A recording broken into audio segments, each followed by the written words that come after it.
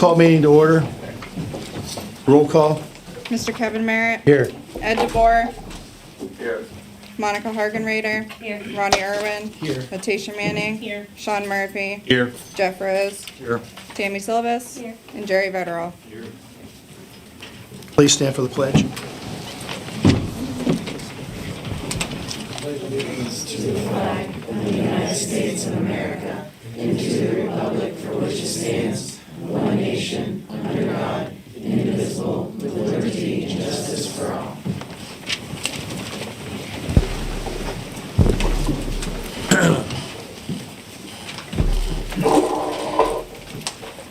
Notice of the executive session of April 14th, 2026 for administration and personnel from 7:45 to 8 p.m.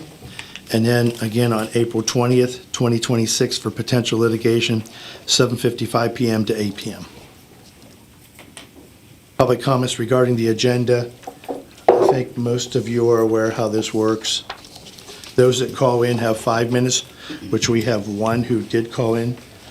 The rest of you that signed in tonight will get 3 minutes. And I believe most of you are speaking to an item that's currently on the agenda. If it's not, it has to wait to the end. And we will start with Kim Nesbitt, 5 minutes.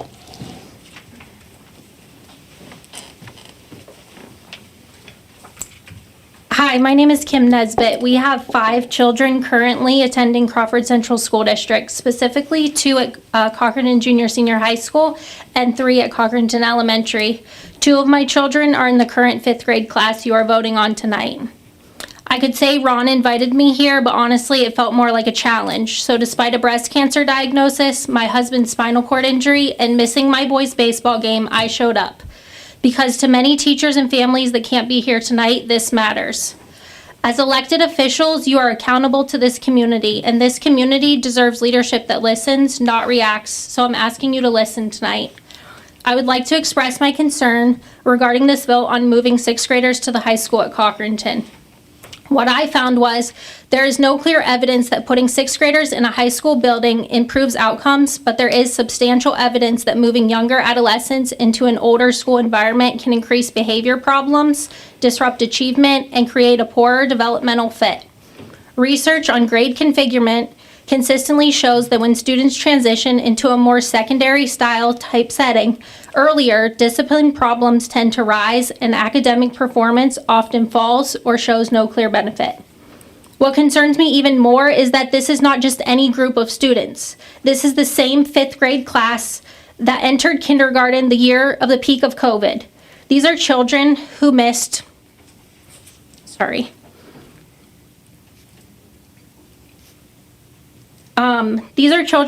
one of the most critical years of their development. They were asked to learn from home, on screens, often with stressed parents, and without the peer interaction that is essential at that age. We cannot teach social skills, emotional regulation, or how to interact with others through an iPad. And then, when they did return, they were separated, masked, and still not given a normal environment to develop. These are not opinions. With a simple search, you can see what the data shows. Schools across the country report increased behavioral needs, lower emotional regulation, higher anxiety, and delayed social development in this exact group of students that we are talking about. These kids have already been asked to adapt more than any class before them. They have spent less than 4 full years in a normal elementary environment, and much of that time has been filled with disruption, uncertainty, and a lack of consistency. It is no surprise that this class has been identified as more complex and in need of more structure and support. The data explains why. If we know that this group of students needs more structure, more stability, and more support, how does it make sense to move them into a high school environment that is designed for much older students and offers less of those things? That is not meeting students' needs or meeting students where they are at. That is asking them to adapt yet again. As Mr. Merritt mentioned, how many parents had any idea that this was under serious consideration prior to this past week? If you read the comments on social media, it's clear very few were aware. Many had questions because there was no transparency or discussion with parents. Questions like, would elementary school boundaries be redone to add students to Cochranton Elementary, or would it be left with even fewer students? Unless a move like this suggests there is already an abundance of staff at the high school, how can an entire grade be absorbed without adding teachers? And if this is what is being implied, why are we not looking at eliminating an administrative position instead of disrupting students first? At least this would save the school district around $200,000 a year. What is the rush to do this? You've missed every other deadline for significant changes for next school year. Why are you trying to make this sudden change with just 4 short months instead of allowing adequate time to prepare for a transition in the 27-28 school year? As I already mentioned, this 5th grade class entered school during COVID and has already faced more disruption than any class before them. They need structure and support, not less. While Donnie Wigton and Jen Gowden have clearly been involved in this discussion, it is just as clear that elementary teachers, especially those that know this class best, were not meaningfully included. And if you're being told otherwise, it is not directly reflected by what those teachers are saying. 2 of our most experienced, caring, and dedicated teachers now stand to lose their positions. The very people these kids trust, rely on, and need right now. So I ask, why are the voices of those closest to these kids being left out? And why are students once again being asked to carry the impact of that decision? So please, when making this decision tonight, think about what those kids have already been through, think about the environment they actually need to succeed, and do not ask them to carry another major disruption simply because it works better for the system. Thank you for your time. Thank you. Next, with 3 minutes, is it Maria? Mariah?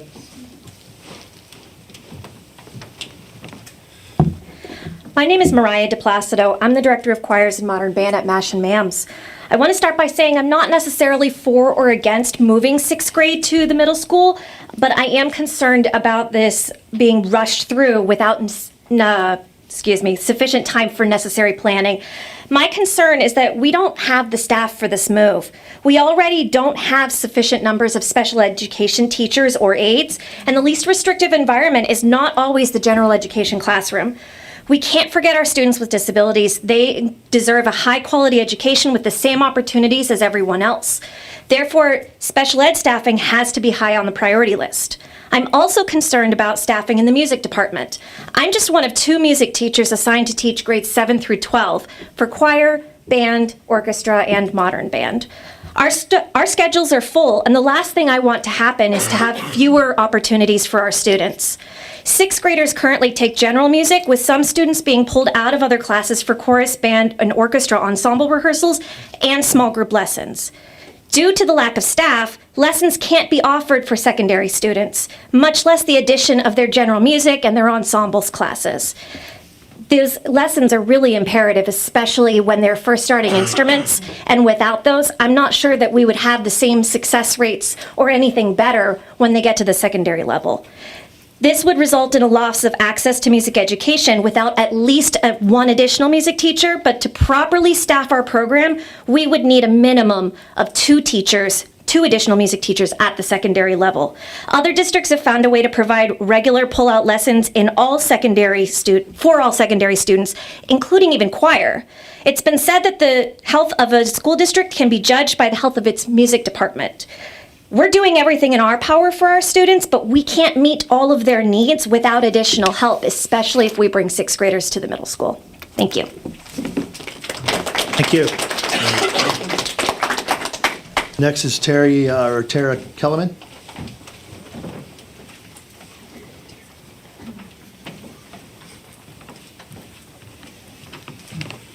Good evening. I am Tara Kellerman, a 20-year teacher of the district.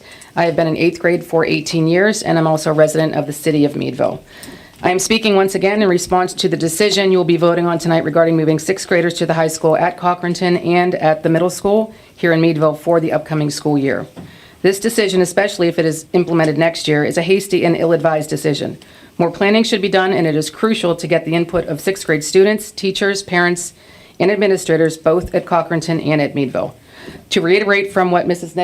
Nesbitt had mentioned, it is stated in tonight's minutes that input from the middle school was taken into consideration, and all of the feedback was taken into consideration. I do know, being at the middle school myself, that we were not in favor of making this move so suddenly. And if at all that it does need to happen in the future, that it should be certainly tabled for at minimum next year. In regards to MAMS, the middle school at Meadville, there's proven research indicating that a high quality of educational experience has a greater impact than any specific grade level configuration. For instance, a national data review indicates no significant difference between attendance in a K-8 school as compared to a 6-8 school in relation to achievement in either reading or mathematics. At the very least, a program audit should be conducted of middle schools with grade 6 to determine if the current grade level configuration, our current grade level configuration is K-6 or a K-3, 4-6, if that happens in the future. This configuration offers the most efficient use of facilities and or meets the instructional best practices. It would also be beneficial to engage the community in order to obtain parental and student perspectives on the placement of grade 6 in a middle school or in 7th through 12th grade. I don't know how much information was asked of the students, which I think they should have been asked first. Another concern related to 6th graders at both Cochranton High School and Meadville is that of being exposed to older teens, which may present a risk for negative peer influences by older students. In addition, research suggests that schools need to monitor data on discipline referrals and student achievement to ensure students are not negatively impacted by the move. I don't know that that's been done either. Studies also find that students who are at the top of the grade span in a school, most of whom are also the oldest, are less likely to report bullying and fights and more likely to report feeling safe and welcome than those in the bottom of the grade span, who are usually the school's youngest students. Research shows again that being in a school's senior-most grade, so 6th graders being the highest grade level at a K-6 building, had a greater positive effect on 6th graders than it did on 8th graders. Analysts found that the larger a school's grade span, the greater the benefit to its most senior students. So 6th graders in a building that serves grades K-6, which is a 7-year span, enjoy a bigger boost than 8th graders in a 6-8 middle school. Lastly, teachers and staffing would need to be reviewed in light of the movement of students from one school to another. This may very likely result in destaffing or furloughing of teachers. Teacher endorsements differ for elementary and middle school teachers, so this may require that the school board begin a reduction in force, such as furloughing, where these teachers cannot be transferring their new teaching assignments to a particular grade. In closing, I appreciate the time and effort that you've put into this, and I hope you will reconsider the vote tonight on moving both Cochranton and Meadville to meet both Cochranton and Meadville 6th graders. Thank you. Thank you. Tamisa Kiskaden? Hi, I'm Tamisa Kiskaden. I'm here to address 2 agenda topics this evening. The first being the mega school concept that I will refer to as a campus-style development. So it seemed like from the last meeting that this was put on the agenda to just formally vote down this concept. And I would suggest waiting on this until there's an actual plan made for how to address the budget shortfalls and facilities ideas. It might not make sense to build a campus all at once for that $27 million price tag, but it might make sense to move towards that concept as a phased approach rather than all at once. The initial price tag is high, but it also may be possible after some consolidations, some sales, and savings are realized, as the benefits to one campus could be worth the time and money needed to invest in it. Many of the community committees recommended this option, and for good reasons. The idea of grade level buildings really only works if all of those grade level buildings are in one place. It is understood that grade level buildings will be discussed in the future, but please understand that parents will push back on this. As parents, we can't do it. We're running around ragged as it is. I know a board member indicated parents are not higher on a list of priorities, but we really need to be, not only because we're taxpayers, but setting parents up to fail will not create successes for their kids. And as a parent of 2, we already struggle with having time in the evenings to get done with work, get the kids home, get them something to eat, take care of any homework, get them to activities. I'm late to a ball game because I'm here tonight. So adding in more places to run will not help us manage our time. And that's why these meetings aren't better attended. Parents are taking their kids places. A parent with 4 kids in 3 to 4 different schools is going to struggle. And what that struggle could translate to is their kid not being able to do an extracurricular. The more barriers you create for parents, the more barriers you create for their children. Completely shutting off the campus idea might not be a good idea at this time, just for the sake of voting it down. The second topic I would like to discuss is moving the sixth graders to the middle and high schools. I believe there's a right way and a wrong way to do this, and rushing this for next school year is not the right way. As a parent of a fifth grader, they just need more time to adjust to this transition than can be completed by September. I'm not against the idea. I also have a third grader, but it should be well planned and well thought out. And also the middle school has to have time to plan for this. I don't completely understand the pod ideas, but I do understand that it's really important to the teachers, and we should respect that and give them enough time to plan for this to be successful. Teachers are a very important component to this and should be involved in the planning. I can't speak to Cochranton as there would only be one school affected, but significantly for Meadville, this would be a significant change that seems better suited to another school year like 27-28 rather than the 26-27 year. It would also provide additional time for the board to make some long-term decisions and making sure that all those decisions align with the long-term planning rather than just piecemealing here and there. Like, we really need to know, and you guys need to vote. What is the long-term plan for the district and how can we get there rather than piece by piece by piece, and then we don't know if we're going in the right direction. Thank you. Thank you. Next is Andrew Herbstreit.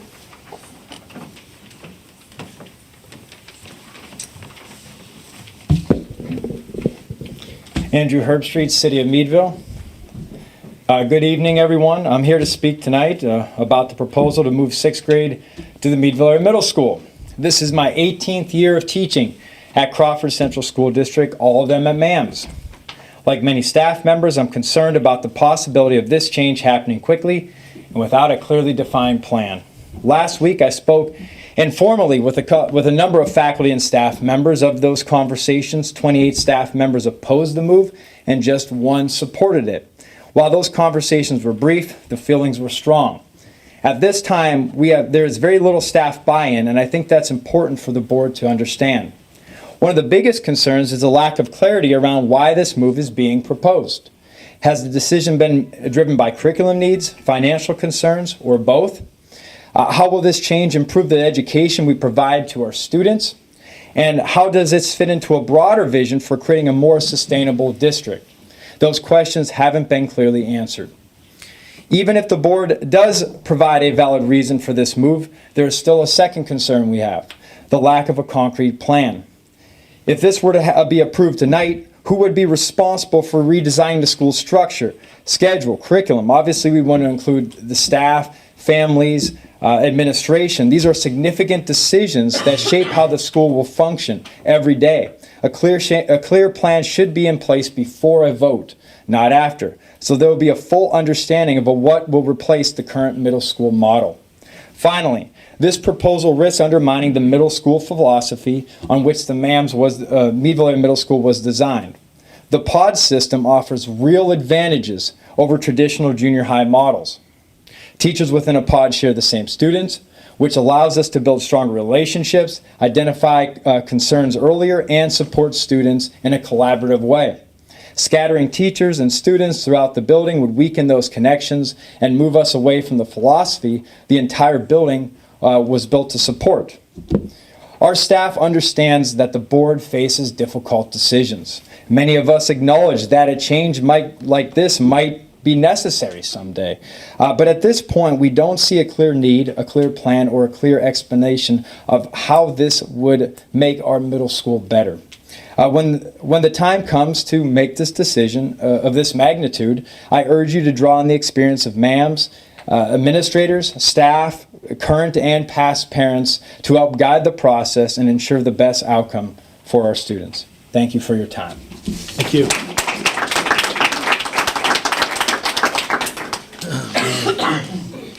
One more. Kim Caldwell.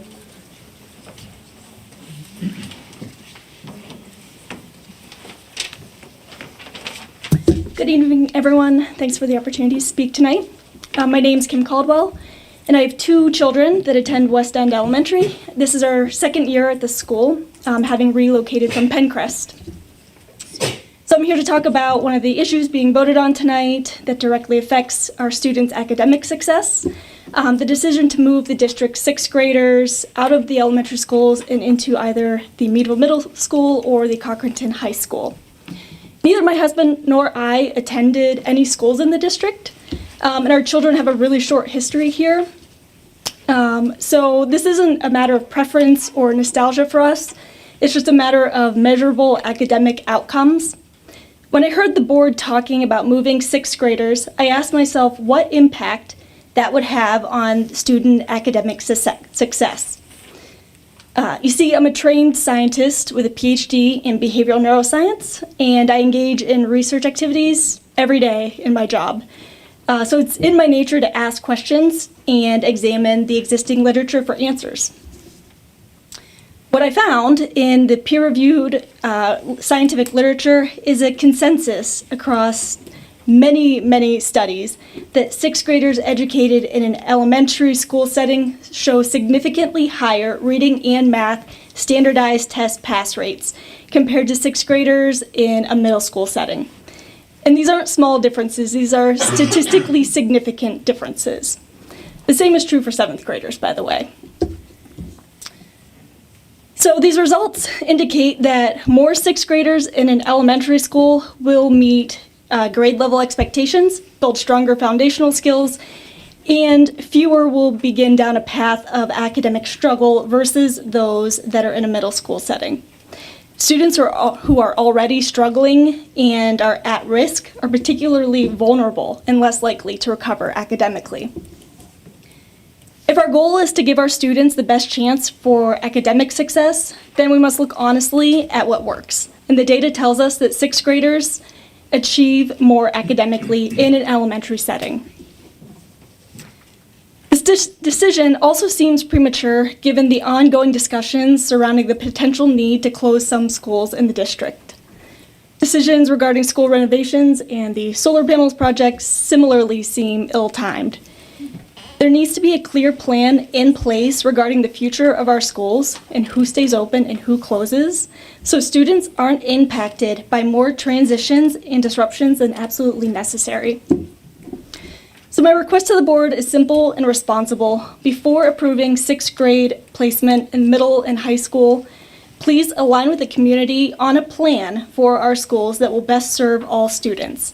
I would urge you to derive this plan by carefully examining the academic data and prioritizing environments where the students demonstrate success. Thank you. Thank you.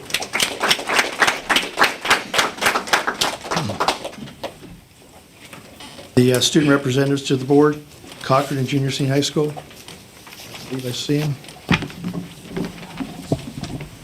Good evening. It is nice to see you all again. Spring sports are approaching the end of their season.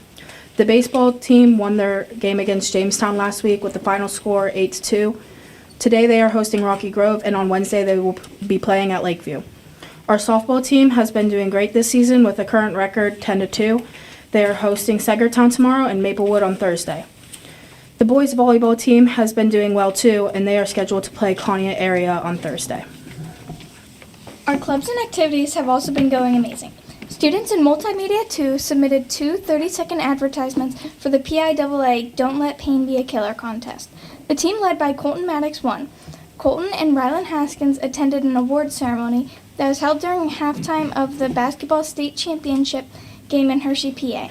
We received $1,000 to be used toward our multimedia program.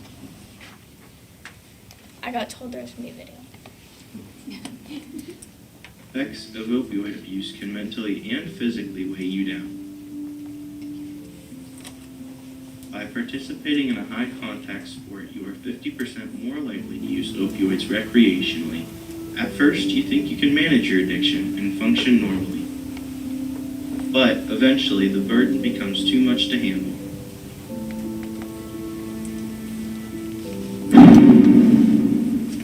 Don't let pain become a killer.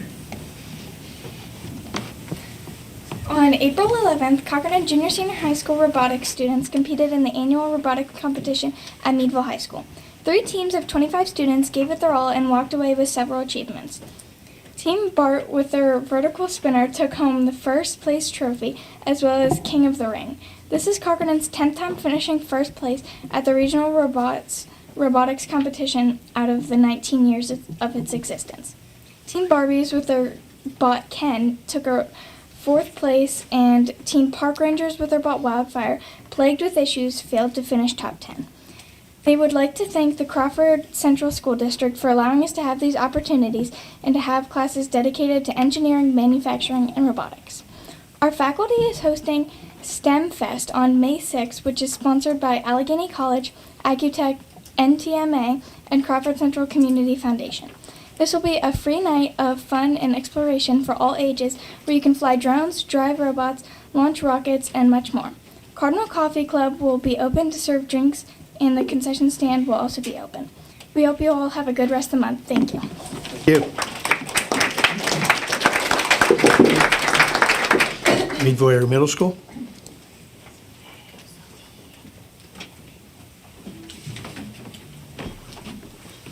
Good evening. I'm the MAM Student Council President, Sophie Smith. Here are our MAM's minutes for the month of April. Spring sports are still continuing. Our girls and boys volleyball team finished their season with winning records. The teams currently playing are girls soccer. They have played 5 games to date. Boys soccer has a record of 4-1. Boys lacrosse has a record of 5-1, and track is underway as well. We have just finished our first set of PSSA and English Language Arts last week.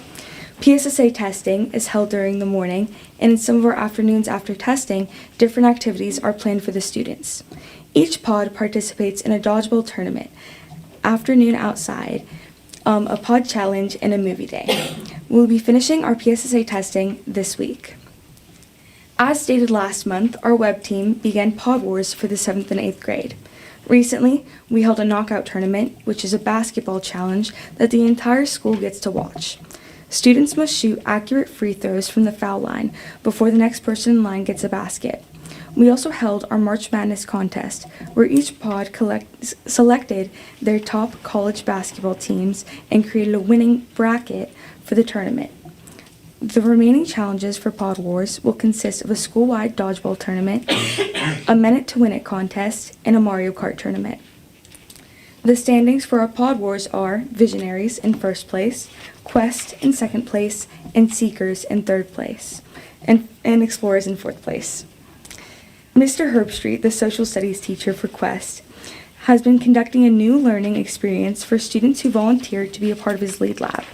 It is an enrichment experience for students interested in leadership and civic engagement. The program is held during advisory time. It connects students with community leaders and real local issues around our area. This time also allows students to apply cross-curricular skills from social studies, ELA, math, and science through hands-on projects. Currently, Lead Lab students are working on proposals for a grant that will be awarded to the winning proposal. A local foundation from our community has generously offered to provide funding for the winning team's ideas. In ELA, students learned about dystopian literature and read some well-known authors from that genre, such as Ray Bradbury and Kurt Vonnegut Jr. Several students from Miss Kellyman's class submitted original 100-word stories to Young Writers contests. Young Writers is a company that runs national writing contests for schools, helping turn students' imagination and creative talent into confidence and writing skills. The company supports educators across the states by creating engaging and creative writing contests, themes, outstanding resources, and awarding incredible prizes to both schools and students. The contest helps to captivate and ignite the creativity of students. Research shows that when students see their work published in a printed book, they have more confidence in their writing, are encouraged to write more, read more, and their literacy levels improve. 18 8th graders have been published thus far, and their original stories are shown in 2 different anthology novels. Selected 8th graders from the Quest and Visionary Pod recently went on a field trip to the Erie Maritime Museum, where they spent the day learning about the role Erie played in the War of 1812.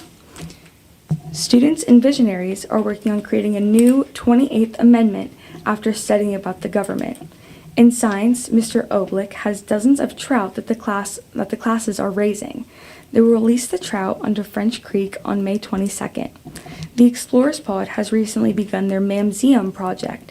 Students select something that intrigues them and begin researching their passion project or projects.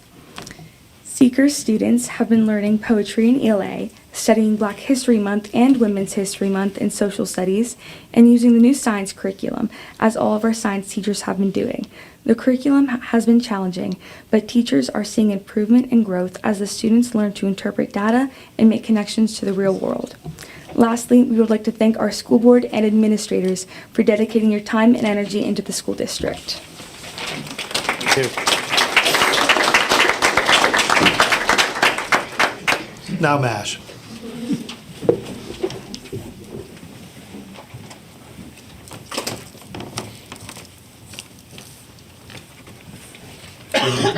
Good evening. We're happy to be here again to tell you about the recent events going on at MASH. Starting off with clubs, Key Club has recently elected new officers for the 2026-2027 school year. The new positions are as follows: Liliana Dietz as president, Rose Fuller as vice president, Vincent Mametjanoff as secretary, Addison Mahoney as treasurer, and Aiden Wheeler as webmaster. For the remainder of the year, the current officers are working rigorously to organize the blood drive, taking place in the auxiliary gym on May 1st, and Special Olympic Games taking place on May 20th at Allegheny's Robertson Field. Key Club members are organizing and running games for the athletes to play and win prizes, and members of NHS are working athletic events. This is a great opportunity for students to have a great time and get involved before the end of the school year. NHS is working to elect their new officers for next school year. At the most recent meeting, new inductees attended their first meeting and we discussed new officer positions for the new school year. Junior council members have been working very hard to raise money, nominate prom kings and queens, and organizing any remaining details. Prom will be taking place May 9th at the Oaks Event Hall. The theme will be Masquerade. English Festival participants traveled to Youngstown State University to compete in essay writing competitions and to discuss books that they read throughout the year. For the essay contest, MASH had 5 finalists out of approximately 500. Honorable mentions include Olivia Hartle, Kamora Manning, Josie Stout took 7th place, Kennedy Dawson took 6th place, and Bethany Conaway took 2nd place. MASH also had 2 finalists for the Candace Gay Memorial Essay Contest, the most prestigious award. Junior Bethany Conaway and senior Lila Keitlinger, whose essays will appear in a Festival of Writing, which is the festival official publication. MASH Drama has been working rigorously to perfect their most recent production, The Music Man, which took place last weekend. The production was incredibly successful. Also, the robotics competition, also known as Robobots, took place at MASH on April 11th, where MASH set many new records. Spring sports are in full swing. Track has had a very successful season so far. They competed in many dual meets and countless invitationals, where many of the athletes have done exceptionally well at. Baseball has a record of 6-7. Their next game is today at home against General McLean at 4:30. Softball also has been doing well with a record of 9-6. Their next game is against Erie High, also at home on Tuesday at 4:30. The tennis team has also been doing an exceptional job this season. Boys lacrosse has a record of 0-3. They play today against Fairview at 6. Finally, girls lacrosse has a record of 0-2. Their next game is against McDowell on Thursday at 6. All spring sports will be wrapping up or going into playoffs very soon. Senior 6 elections took place last week. President Grace Curtis, Student Governor Mia Reese, faculty picks Tate Walker and Maria McGill Herrera, and student picks Kennedy Williams and Zach Carr will all speak at graduation. Senior superlatives were also recently picked, and College or Future Decision Day will take place on May 1st, where senior students will wear t-shirts or spirit wear representing their plans after graduation. Student government is beginning to run elections where positions will be filled, including the selection of new class representatives. Thank you, and we are looking forward to the next meeting. Thank you.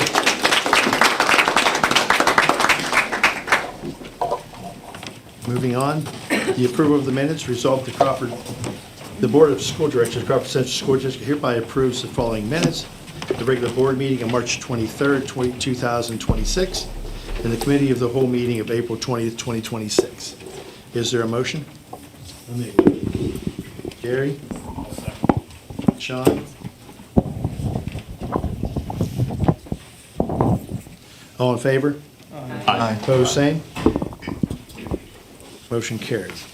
Buildings and Grounds. Ron?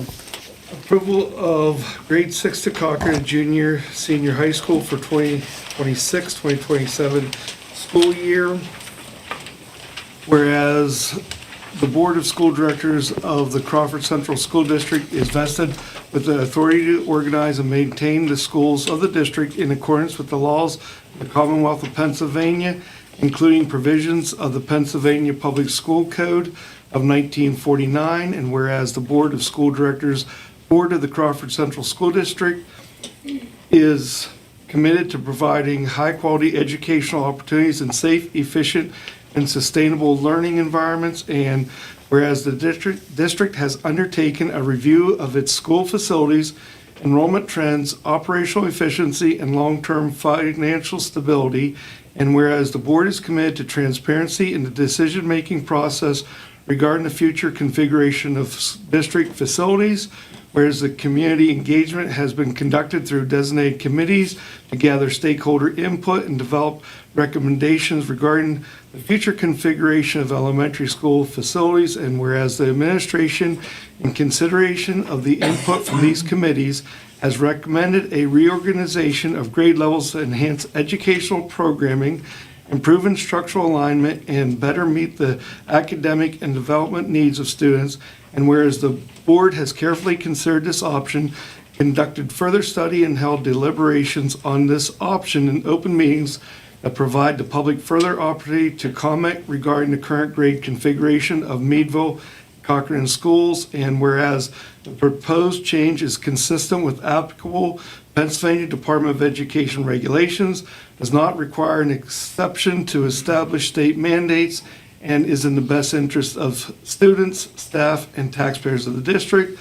Now therefore be it resolved that the Board of School Directors hereby approves the following grade configuration effective for the 2026-2027 school year.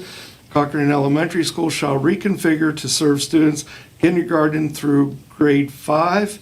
Cochrane Junior Senior High School shall reconfigure to serve students in grades 6 through 12. All grade 6 students shall be reassigned from Cochrane Elementary School to Cochrane Junior Senior High School, beginning the effective date notice.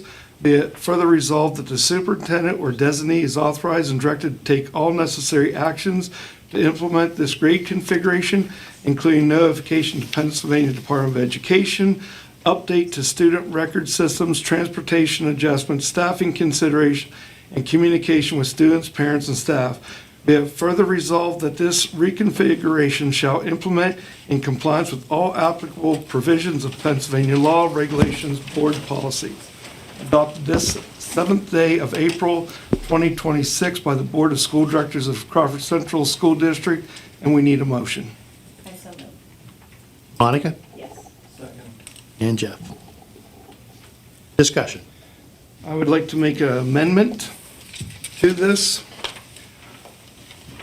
I move to amend the motion by inserting the following words. If the motion does not pass as written, then the Board of School Directors of Crawford Central School District hereby directs the superintendent to explore options to allow the Cochrane Elementary School's 6th grade students to take advanced courses at the Cochrane Junior Senior High School and report those options to the board no later than June 2026 Committee of the Whole meeting. And I need a motion on, or a second on that. Second to the amendment? Would the mover and second have to agree to that amendment? No, we vote on it. We vote on it. Did I have a second? Monica? Motion to amend. Ron, and second by Monica. Does everybody understand the motion to amend? Can you do that? Can you do that? Yes, you can make a motion to amend. Without the public posting it on the agenda and all of that? As long as, go ahead. The agenda, the Sunshine Law does not require the agenda to, well, the Sunshine Law doesn't require an agenda to include all of the wording of the resolution. We do that. The district does that in anticipation of the motions that are going to be made. But what the sunshine law requires and what's the agenda item is the discussion of that subject. You can always make a motion to amend a resolution or a motion that's on the floor. As long as it doesn't have significant change. Right, as long as it Wouldn't that doesn't be a change it to a financial completely change? different topic, you can't amend it to make cigarettes allowable under school policy. You know what I mean? It has to stay on the topic. But that's a major financial Can we change. You're talking about clarify busing. what the amendment was? It was, if this motion doesn't pass, it was to direct the superintendent to give us more information by a specific deadline on how we can provide those advanced courses to the sixth graders in the elementary school. Okay. So it wasn't, it's to get more information, more options. Okay. Is there a motion? Okay, I have a motion and a second. Any further discussion on the amendment? All in favor of the amendment, please say aye. Aye. Opposed, same. Motion carried to, it's the amendment. Now we're back to the original motion with the amendment. Any discussion on that? Were there abstentions on that vote? No. Was there any abstentions For the amendment? for the amendment? No. Back to the original motion, that is moving sixth grade to the high school. I'm voting no. I'm just going to tell you that. I think it needs to have a little more input by the community. I agree with some of the comments that were made tonight. I mean, people think it's ready, it's set, but I think only a few people made those decisions. And I don't think we included the parents, we didn't include some of the staff. And I mean, I'm going to be the same on the next vote when we do the MAMs. I just think that we need to not rush. I said that during committee. I think we're rushing into this thing. There's pros, there's cons. We heard the pros, we haven't heard all the cons. I'm sure there's cons out there. That's my opinion. I'm just stating I'm going to go no.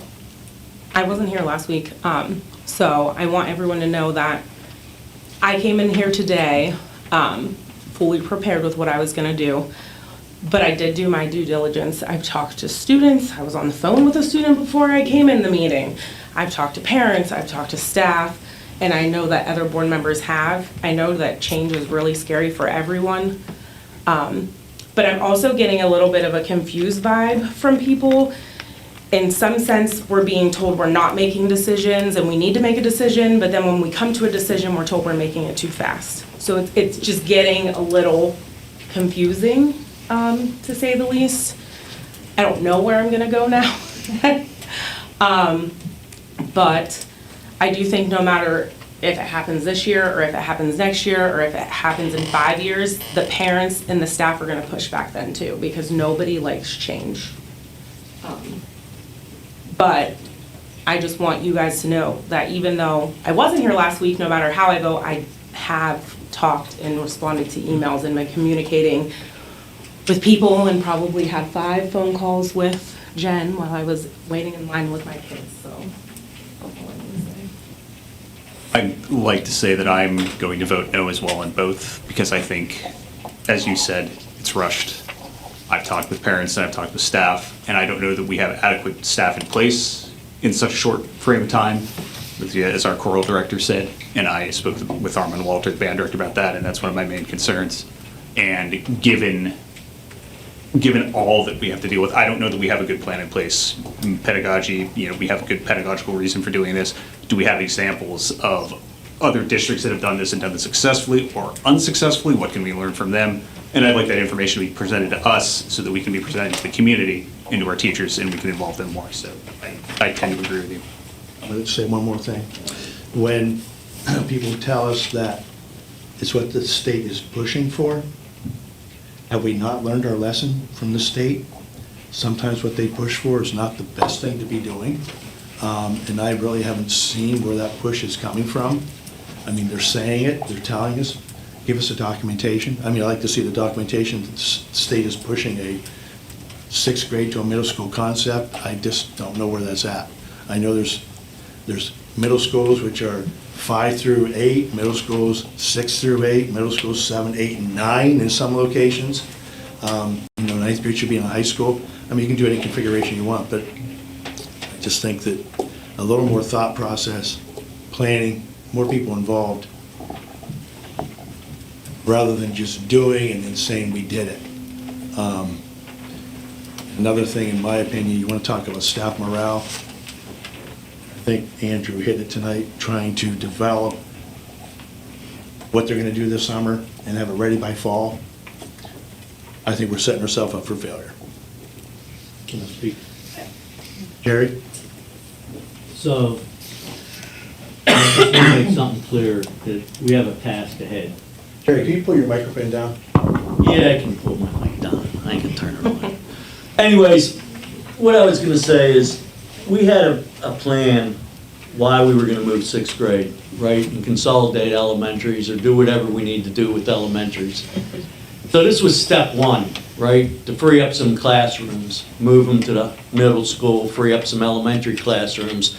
So if we consolidate grade schools and move a K through 3 and a 4 through 5, we have classrooms available to do this. And I know everybody hates change. Everybody's listening to what's happening here, and I agree with a lot of what was said tonight, don't get me wrong. But if we do not do this year, we are pushing any type of elementary reconfiguration out for 2 years to 3 years. It's just the bottom line. We're not going to be able to do anything with the elementary schools. We don't have classroom sizes available in all the schools. Merge them to even do grade configurations. I mean, we had the data that everybody gave to us. So this was one of the reasons we were looking at moving 6th grade. Don Wigden put together a plan, talked to teachers, had everybody available. We were thinking this was a great pilot program to see how this works in Cochran Elementary and Cochran High School. Right? And then if it was successful and everything went well, and all the data point that everything was going right, we would look at Meadville. That was the original idea that we sat down with. After listening to all your concerns, to me, Meadville wasn't on the list for me. I was looking at Cochran because the plan was already designed by Wigton and set up. I thought it was a great idea. My granddaughter is actually in a school down south that is 6th, 7th, and 8th, and she excels. That's just the way they're designed. So right now, I'm on the border which way to vote. That's all I got to say. And the information that Jerry was talking about was given to us at the retreat, so it was all public of the classroom configurations. If we were to look at consolidating, what schools had the most room, what we needed to do to ensure that we could consolidate, and one of the big things was we need space. And we don't have that space right now. So I would also back up, Jerry, that, you know, when this was looked at, we were looking at Cochranton as the pilot and look at Meadville maybe the next year. I am still on board with our original idea and intend to move forward in my votes in that direction. I will say I spoke to a parent with their students in an Ohio school. Their 6th grader attends the middle school. They had nothing but positive to state about this. I've heard from our admin and some of the teachers, the excitement that was displayed at giving the opportunities to the students. I can't even mimic that. They were genuinely excited to be able to move forward on this. And I've spoken to teachers out of Franklin, parents from Connieville. We have done our research, and as mentioned, we saw an example schedule for Cochranton, how that would look. And with Mr. Wigton still there to help facilitate this move this year, at the end of this year, it would be beneficial, I would think, for us to move forward in that direction and maybe hold off on Meadville for another year. Go ahead. I too have spoken with different people. I've spoken with a 7th grader who I asked about moving up into the junior high, and the 7th grader said to me, well, it depends on your perspective. And I said, well, give me both perspectives. And both perspectives were good. It would provide them with the ability to try out the junior high without having the pressures, per se, of doing it when things counted. I don't know how to explain it to you, but how the student said it, that it would be a practice. They would see their friends in the hall. Some of the staff I've spoken to are very excited about having sixth grade move out of the elementary school and into an advanced area where they are more with kids their own age, 12, 13, 14, 15. I mean, those are the kids you're going to put together. You're not going to put together an 8th, 9th grader with an 11th and 12th grader. You know, like there's hierarchy, you know, the hierarchy of things. And when you move in a 6th grader into junior high, I feel like the behaviors may be curbed a little bit. The 7th grader said, well, they have a structured day. They have 43 minutes or whatever school period is for English, math, science. You don't have a kid distracting the whole entire day with a meltdown or a tantrum. And so these kids continue on with their day while the other student is doing whatever it is they're doing. There's a lot to consider, I understand that. There is pushback. There are pros and cons. We all have that. We all have that fear of change. But sometimes change is good. Sometimes change can be, why didn't we do this sooner? Think about it. We could be creating something that is amazing for our 6th graders and our 7th graders and our high school kids going forward and helping out our elementary schools in the process. Oh, and Dr. Galden, I spoke with her this week, and I asked her point blank, do you have a plan? Do you have something in place for these students to be moved? And she emphatically said yes. They have a plan. They're not just going to say, oh, we're moving, let's do this, let's get it done. They have something in place. We have administrators who have been here for years. We trust them with our kids every single day, and I trust them with this move. Just one more thing too, just to reiterate, the 5th grader I spoke to today, if it goes that way, was very excited that they would be able to continue to be with their friend because they do have a lot of older friends or a majority. It's hard when I went into the school last week, one of the schools last week for a kindergarten registration. Just from my, 5 minutes of being in the classroom, signing in and saying hi, there was 5 6th graders in there that needed a break because they were sick of sitting in the same spot. Today I got stopped. There was 8 disciplinary actions of 6th grade, 4 of which was pretty severe because they were bored and they wanted to do something and they got in trouble. I do think that it's hard to expect 6th graders who are 12, some of them 11, 12, to walk in the hallway in a straight line, to have lunch with kindergartners, to do all this and not be with age-appropriate peers. They hang out with each other outside of school. They hang out with each other at sporting events. They play sports together sometimes. So it's just all just different things that we have and need to take into consideration. I'm going to be voting yes on both Cochranton and Meadville. In regards to the idea that this is rushed, I totally disagree with that. This has been discussed by the 4 committees that were formed this past winter. 3 of the 4 committees had it as a recommendation that we move 6th grade to the middle school. And I don't want to just repeat what everybody else already said, but I believe that our administration is ready for this challenge, and I think it will reinvigorate them. I think it's going to be very exciting. I have complete trust in them. I trust Dr. Galden and her team to put this plan together. I know that some teachers are nervous and this and that about positions and moving. I will say what I feel about that. I'm just one vote on this board and I'm not on the administration. But after attending the meetings that we attended with administrators, I was unable to make the teachers, but with the paraprofessionals, I don't believe that through any of this that we are doing, and I should have said this a couple meetings ago, that we're going to be able to cut any staff. We have got discipline issues that are going to have to be straightened out before anything like that can happen. And it looks like that's going to be a little bit, that's going to take some time. And it's going to take some space. And this provides some space. And I think that that's very important. I don't think there's going to be any cost savings in this, but it will allow, there won't be any cost cutting in this. But I believe there will be some cost savings in this by allowing us soon to make a decision on closing a building that we won't have to spend money possibly on major renovations.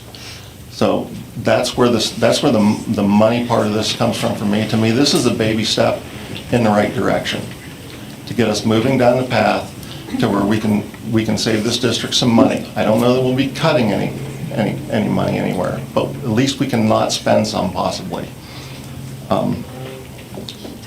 The last thing I would like to say, and I think it's been mentioned, but personally, my 3 kids, I think, would have benefited greatly from this. I had at least 2 kids that took algebra in elementary school, and when they got to high school, they were not allowed to go on to algebra 2. Now, if they had been in 6th grade and taken it in 6th grade, and then they had to double up on math classes, trig and pre-calc, all in 1 year. Now, I don't want to sit here and toot my own horn, but I was pretty decent at math, right, Steph? I cannot even imagine taking trig and pre-calc in the same year, and one of them online without a teacher. This is going to be a huge benefit to some of our advanced students, and I just want to reiterate that. I think it'll be fantastic. I think that that we're ready, and we should go now, and I think we should go now at both buildings. And another reason with Meadville is if we have an issue at one of the elementary schools, we need to have a contingency plan in place for where to move students to, and this will help us with that space issue. I'm going to vote no on this, and going back, the teachers are the ones that suggested this to us. And it sounded like a great idea, so when we met with the administrators, I asked, what is the advantage?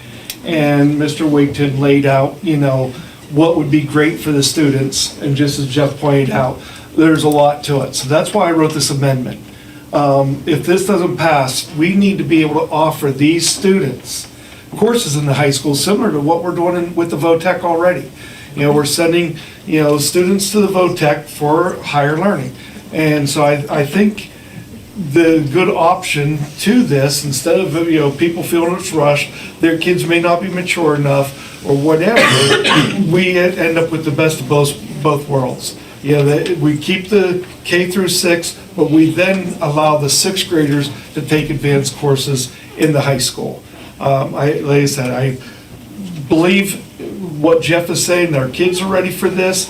I think the staff is capable of doing this, but just so it's not rushed, and go back to what Jerry said, the original idea was it'd be a pilot program at Cockerton and then move 6th grade. And now it seemed to have got all jumbled together, so I think we need to take a step back and do a little bit on the baby steps, make sure it's going to work, see that these kids can perform in the high school before we make that sudden shift. Any other comments? Yeah, I'd like to, I'll try to be succinct. I still intend to vote no for both Meadville and Crawford and 6th graders to move.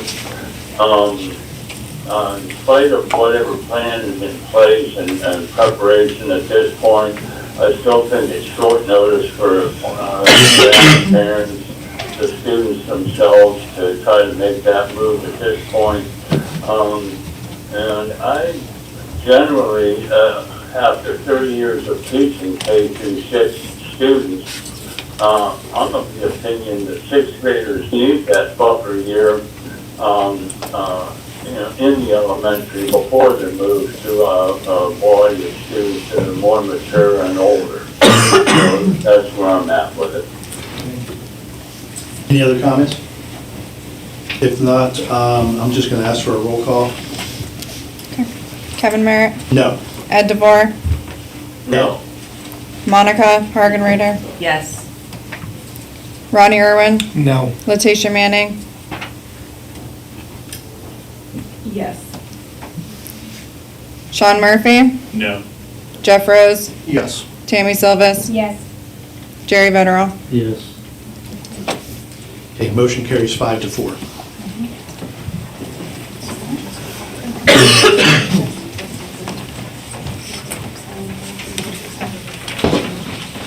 Approval of grade 6 to move to the Meadville Area Middle School for the 26-27 school year.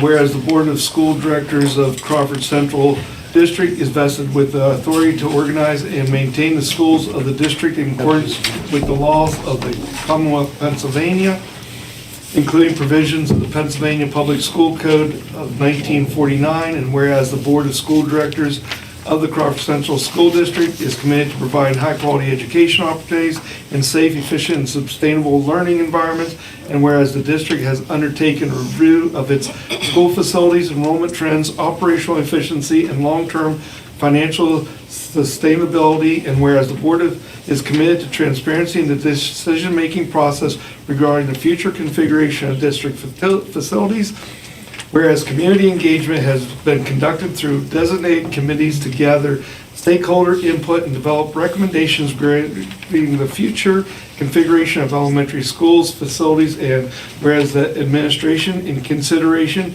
of the input from these committees, has recommended a reorganization of grade levels to enhance educational programming improvements and structural alignment and better meet the academics and development needs of students, and whereas the board has carefully considered this option, conducted further study, and held deliberations on this option in open meetings to provide the public further opportunity to comment regarding the current grade configurations of Meadville Cochran schools, and whereas the proposed changes is consistent with applicable Pennsylvania Department of Education regulations, does not require an exception to established state mandates, and is in the best interest of the students, staff, and taxpayers of the district. Now, therefore, be it resolved that the Board of School Directors hereby approves the following grade configurations effective for the 26-27 school year. West End Elementary School shall be reconfigured to serve students in kindergarten through grade 5. Neeson Hill Elementary School shall be configured to serve students in kindergarten through K-5. Second District Elementary School shall be reconfigured to serve students in kindergarten through grade 5. First District Elementary School shall be reconfigured to serve students in kindergarten through K-5. Meadville Area Middle School shall be reconfigured to serve students in grades 6 through 8. All grade 6 students shall be reassigned from West End Elementary School, Neeson Hill Elementary School, Second District Elementary School, and First District Elementary School to Meadville Area Middle School, beginning the effective date noted above. Be it further resolved that the superintendent or designee is authorized and directed to take all necessary actions to implement this grade reconfiguration, including notification to the Pennsylvania Department of Education, updates to students' records, systems, transportation adjustments, staffing considerations, and communication with students, parents, and staff. Be it further resolved that this reconfiguration shall be implemented in compliance with all applicable provisions of Pennsylvania law, regulations, and board policy adopted this 27th day of April 2026 by the Board of School Directors of the Crawford Central School District, and I need a motion. Monica? Second. Mr. Jeff? Any discussion on this? I just want to read a letter that I got in my email from 6th grade class. Dear members of the school board, me and many peers feel as if 6th grade should be moved to the middle school, and here's why. Many 6th graders feel as if we're not treated maturely, which causes lack of respect for teachers and more adults. We have the same lunch as kindergartners. We also lack role models in our school. In other places, there are 6th or even 5th graders in the middle school. Most other 6th graders I'm sorry, I'm reading. Most other sixth graders would most likely try harder and have more responsibility and confidence, knowing the teachers would expect more from them because they are now in middle school. It would also expand our social skills. The sixth graders are also more developmentally aligned with seventh graders than with kindergartners. These are just some of the reasons we think that sixth grade should be moved. I'd like to make a motion to amend. I move to amend the motion by inserting the following words. If the motion does not pass as written, then the Board of School Directors of the Crawford Central School District hereby directs the superintendent to explore options to allow the Meadville Elementary School's sixth grade students to take advanced courses at the Meadville Area Middle School and report those options to the board no later than the June 2026 Committee of the Whole meeting. That's your motion, Ron. Is there a second? I'll second. Gary? We do that already. I'm sorry, I know I'm not supposed to speak, but we do that already at the middle school. We have 6th and 7th graders taking 8th grade classes. And 5th grade. Elementary. And elementary coming up to our middle school. I'm sorry, but we do that.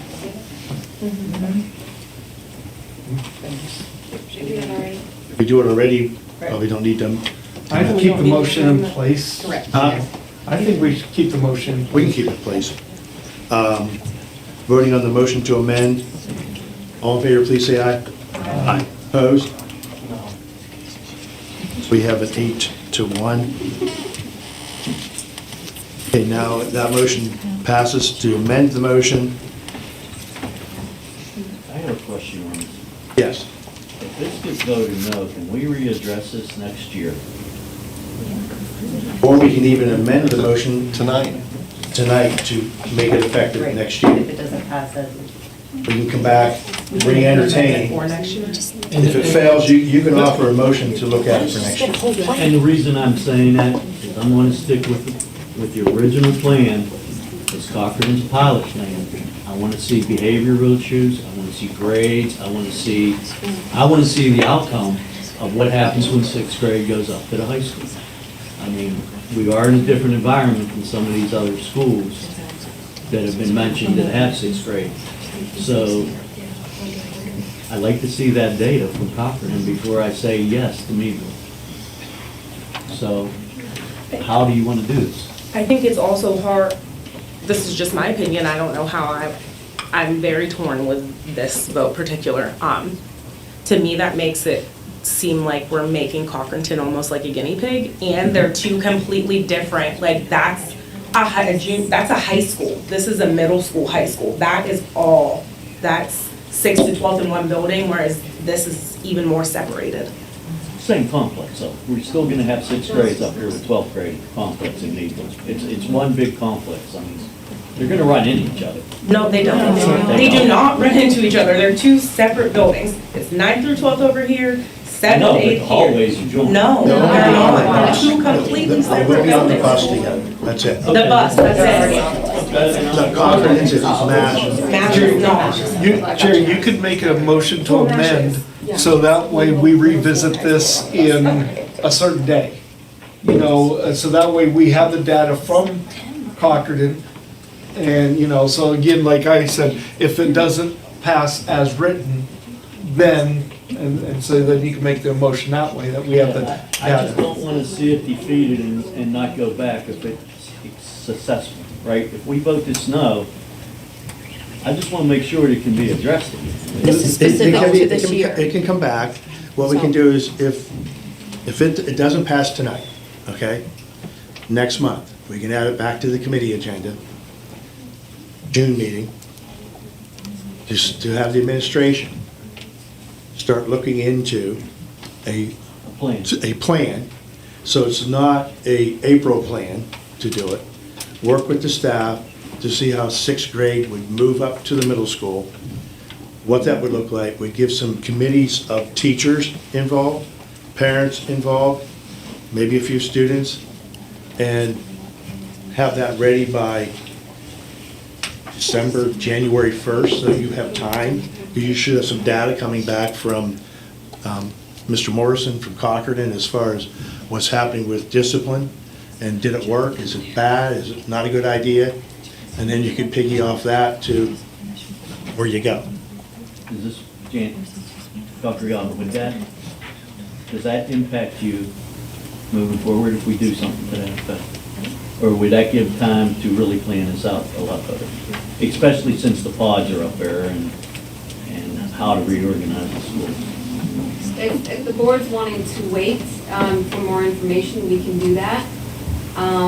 I would urge the board to make a decision sooner than later, so our teachers, I guess, don't have as much angst as what's happening for the following year, so we could truly plan. Well, if this gets stable, this wouldn't happen this year, right? So this would be for the 26-27 school year. 27-28 school year. But then again, we're pushing everything back then. I just want to put it out there. Because our big argument with Cochranton was if we wait, pushing things out 3 years. Not pushing anything back, Yeah. moving timelines, Can I ask a right? clarifying question? Yes. To what extent are the sixth graders currently in the middle school taking classes? Like how many? How many sixth graders are going to the middle school currently? Is someone out there Can someone answer that? We have one. Right now, we have one. Just I one have student? I have one sixth grader in my 8th grade class. How are they doing? Great. Phenomenal. That's good to hear, thank you. I mean, academic wise, The staff I spoke with were Meadville staff that are really wanting us to push more. It is. I would just, as a quick comment, the last note that I had on my paper to talk about, and the last one was, Ken is ready. And I want everybody that's sitting up here to remember the retreat. Yes, he was. I just, I was sold that night. Well, good for him. And He's not in 5th grade. this is going to offer opportunities to our students that they did not have, a lot of them. And we spend a lot of time, and rightfully so, offering opportunities for special needs and all of those special programs. And I would really like us to be able to offer more to our advanced students, and I think that this gives us a huge opportunity to do that. And again, it creates space at the elementary schools to deal with some of our issues, whether they be developmental or emotional issues or discipline issues, all of the issues that we have. And it also gives us some flexibility in the next school year if we have an issue with the building. I don't understand where the middle school has extra space. It'll free up the elementary school, but the middle school, I mean, it's a safety issue. Adding an extra 180 to 200 kids to our building, like right now when we do our safety drills, we are bottlenecked. It's scary.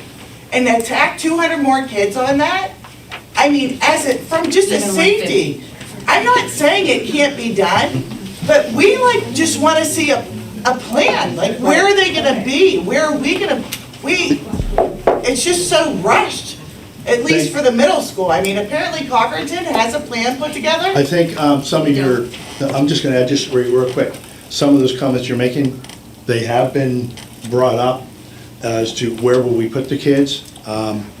That's an issue. That's why I think rushing in is not the answer. I think that's why we just need to wait, thoroughly plan it out, and making sure that we have a significant plan in place with the people that need to deal with it.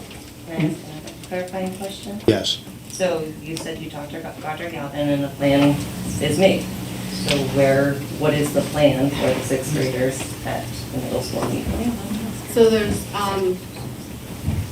the sixth graders, teachers, and reading would be housed, they could be housed in one of the pod areas, whatever you want to call it. There are some classrooms that are going to have to be shifted. It won't be, it's still a school within a school. It's called teaming. Teaming is what the middle school was founded on, not on pods. It was on teaming. And there's different ways to do teaming. in doing a walkthrough, there are 8 different classrooms that could be utilized. Some are only utilized 1 period a day. Thank you, I appreciate that. The only thing I want to add to it, I remember at the facilities committee, it was brought up that there's not enough restrooms to move the 6th graders up, and then they would potentially involve a 4th lunch period because the lunchroom is currently packed. Those are the things I remember being brought up at the committees, the facility committees, and that's why I'm going to be voting against this. The facility committee recommended moving them up. With a plan. I was the chair of that committee. It was not like, hey, let's do this now, and we don't have, and the community will get behind you if you have a long-term plan. If you don't have a long-term plan, how can you say get behind us and this will align with that? We don't know that. That's the problem. You're just making pieces and hoping it'll all fit together at the end. Sometimes you have to make little pieces to get to a long-term plan. Not without thought. No. No, we haven't thought about this at all. None. Well, I mean, We're going to move on to a vote. We're just going back and forth here, and I think we just need to vote on this. I hear what you're saying about long-term plan. I think everybody sitting here is still wondering what our long-term plan is, because it doesn't seem like we're getting anywhere on a long-term plan. And that will be addressed very shortly coming down the road. But let's move on to vote for this. There's no more comments from any board members. Let's do a roll call. Kevin Merritt, No. Ed DeVore, No. Monica Hargenrader, Yes. Ronnie Irwin, No. Letitia Manning,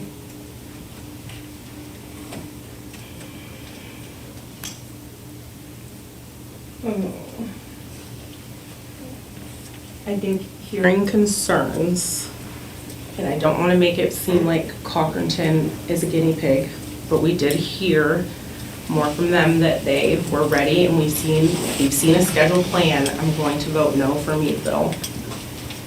Sean Murphy, Oh, sorry. No. Jeff Rose, Yes. Tammy Silvas, Yes.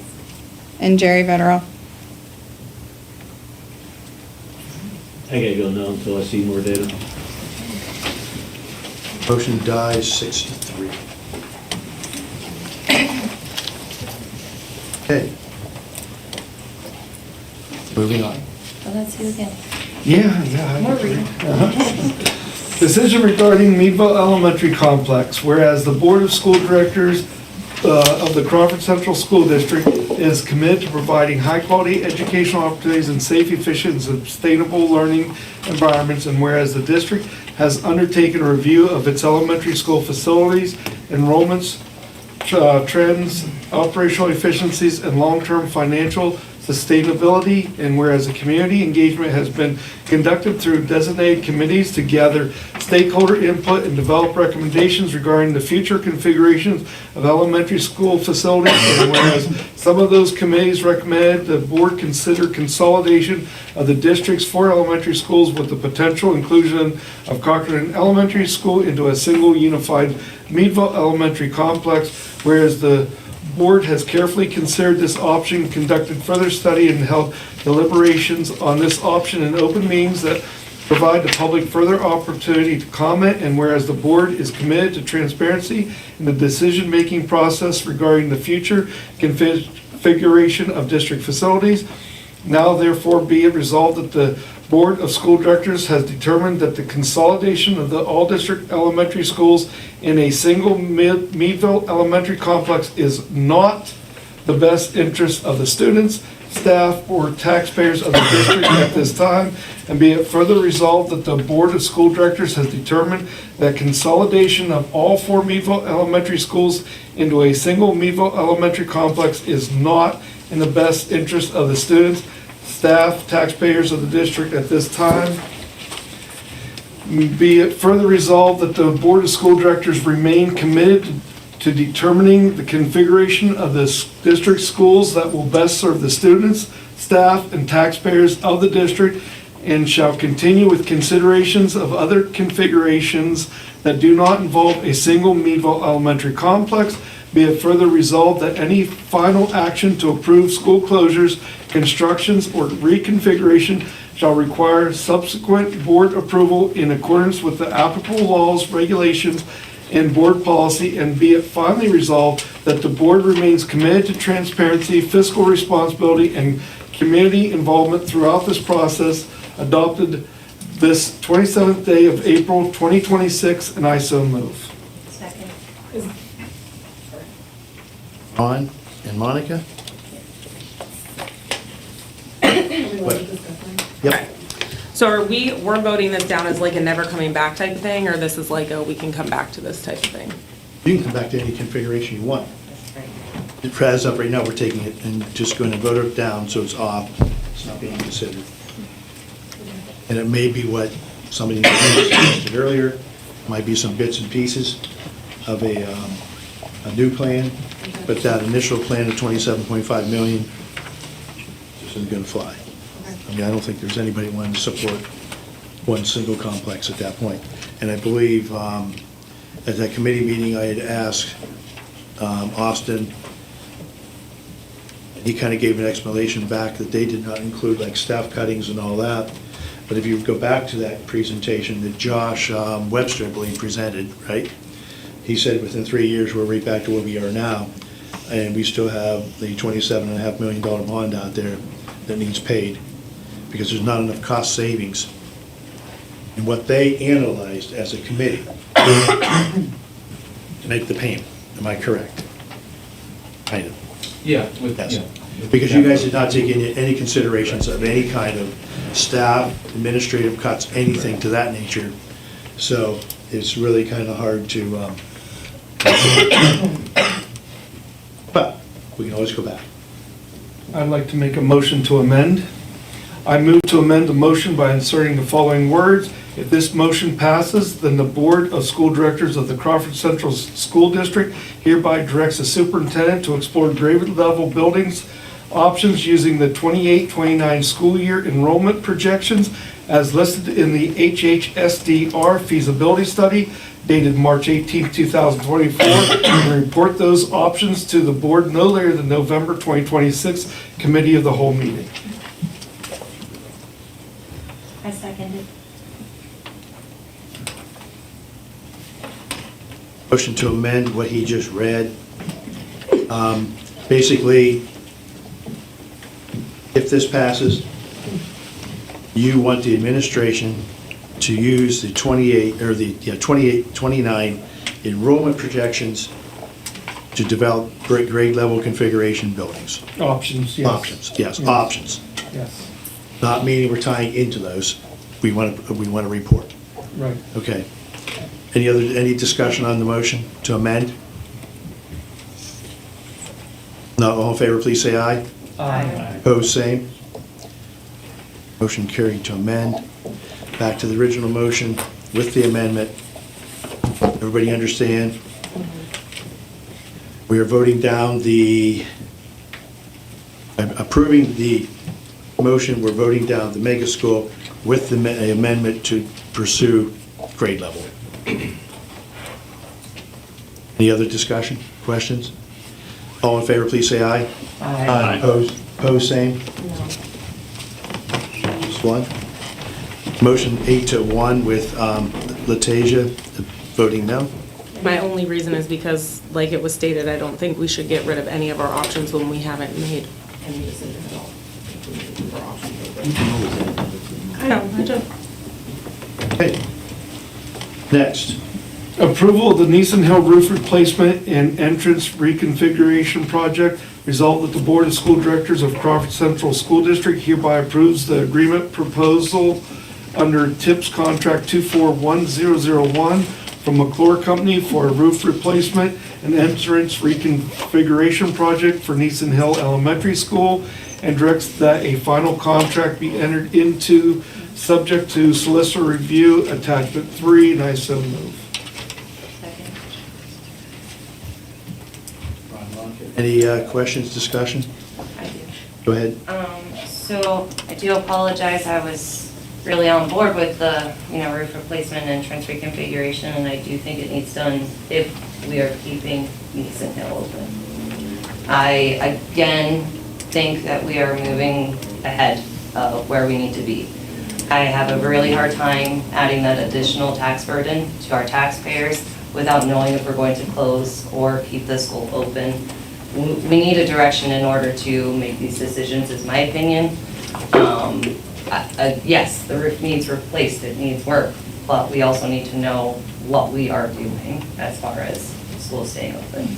I agree. I'm not willing to spend a dime until we know what we're doing. And after talking, because I have a student that goes to Neeson Hill, so I get it.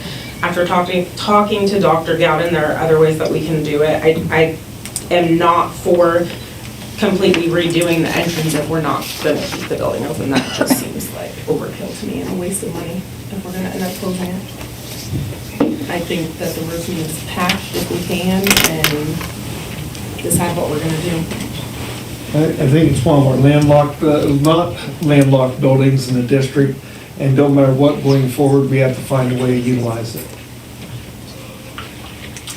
I disagree. I think it's a building that needs the most work, and that it's not, I was on board with the idea of keeping the buildings that had the land, but the amount of money that this one needs, I'm not on board with keeping it, and so I can't vote to put any money into it.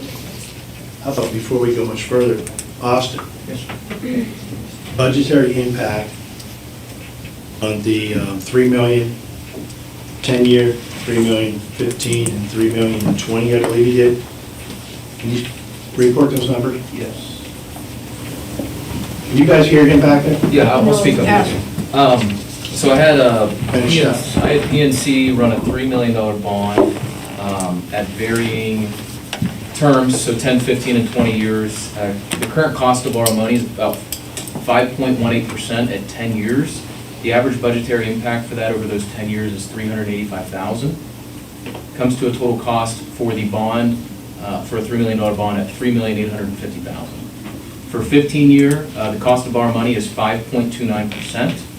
Over 15 years, that looks like $4.5 million, for a budgetary impact per year of $245,000. Again, at 20 years, $3 million bond, cost of borrowing is 5.5%. Average budgetary impact over 20 years is about $180,000. The cost to borrow that money as a total is $5.39 million. I just want the board to be aware. I myself, I'm going to be voting no, only because of some past history we just had with East End, and not knowing if this building is staying. I just can't see spending the 2.6 million, I believe it's going to be, and the others going for some other little projects. I just can't see spending the money at this point until we know what we're doing. Agreed. I'm still salty about East End, to put it mildly. My only concern is we need to have a contingency plan in place. The boilers fell, the roof fails, and where are we moving kids to? Because we just voted down moving 6th grade out of all these elementary schools, and now room's limited. So that's my feeling. So if we don't have a contingency plan where we're going to put, how many kids are in that school? 300 or something? As we heard in the retreat, though, there is plan in place. That's all right. Just makes, They'll be all it'll be all over the place. And parents' concern is you got to go from school to school. Just keep that in mind. That's all I got to say. It's a tough bullet because we don't have any place, and so I think our hands are tied. I really do, and that we have to do something, because doing nothing is not an option. Any other comments? Can I say something, Kevin? Or is that? Everybody else has. Yeah, go ahead. Yeah, everybody else has. I just wanted to say that at McClure, we're not here to push any sort of project. We're here to work with the community, with the board, with the district and the administration. We provide you with the options. We answer all the questions, and our role is to bring a project that comes in on budget and, is ensured that these systems actually work. We'll continue to work with the district as long as they'll have us working with them. Obviously, we're disappointed we didn't get, this project or anything else, but if that's what it takes to build a relationship, that's what we're willing to do, because we want to do what's best. And it's awesome to see everybody here, even though it maybe is a bit contentious for everybody else. But this is kind of what pushes districts forward and makes them, great places for kids. So thank you. Sorry, but I figured I was gonna talk if everybody else did. Well, I mean, I've already stated, we don't know whether it's gonna stay. Pumping $2.5 million into something that's gonna resell for, like East End, 85,000, then we might get 100, maybe 150 up on the hill. No guarantee whether anybody will take it because of the shape and condition of the building. Putting $2 million into it to fix a roof and put a new boiler probably is gonna change the price. I don't see us getting that kind of money back, if it would close. And that is a big if, because we don't know. So, I'm gonna, So no decisions have been made on those? no. So, I'm gonna go ahead and ask for a roll call. Kevin Merritt, No. Ed DeVore, No. Monica Hargenreiter, No. Ronnie Irwin, Yes. Natasha Manning, No, the part of it, yes, okay. No? Sean Murphy, Reluctantly, no. Jeff Rose, No. Tammy Silvas, No. Jerry Vetterl. For safety of our students, yes. Motion dies 7-2. But before we get off that topic, moving to Rick real quick.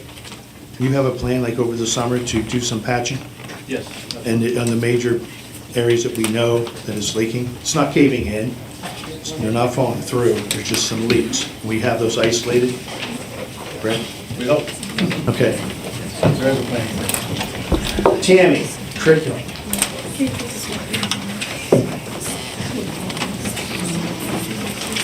Resolved, the Board of School Directors of Crawford Central School District hereby approves the Class Dojo District Terms of Service. Attachment 4, I so move.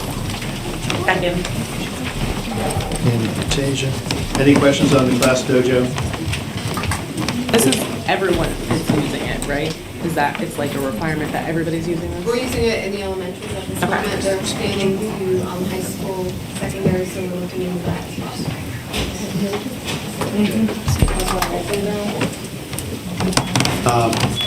All in favor, please say aye. Aye. Opposed, same. Motion carried. Tammy? Approval of Dr. Galvin having access to ESIG privileges in e-grant system. Be it resolved by authority of the Board of School Directors of the Crawford Central School District, it is hereby resolved by authority of the same that Jennifer A. Galvin, who is the superintendent of the above-named body, is authorized and directed to sign any and all contracts, agreements, grants, and/or licenses hereinafter collectively referred to as contracts with the Pennsylvania Department of Education Department, and be it further resolved that the body consents to the use of electronic signatures by the above-named individual and that no handwritten signature from the above-named individual shall be required in order for any contract with the department to be legally enforceable, and that by affixing his or her electronic signature to an electronic file of the contract via the department's e-grant system, the above designated authorized individual shall have effectively executed and delivered the contract binding the Crawford Central School District to comply with the terms of said contract. And be it further resolved that no writing shall be required in order to make the contract valid and legally binding, provided that the department and all other necessary Commonwealth approvers affix their signatures electronically, and an electronically printed copy of the contract is emailed or is otherwise made available to the body by electronic means. And be it further resolved that the body will not contest the due authorization, execution, delivery, validity, or enforceability of the electronic contract under the provisions of a statute of frauds or any other applicable law.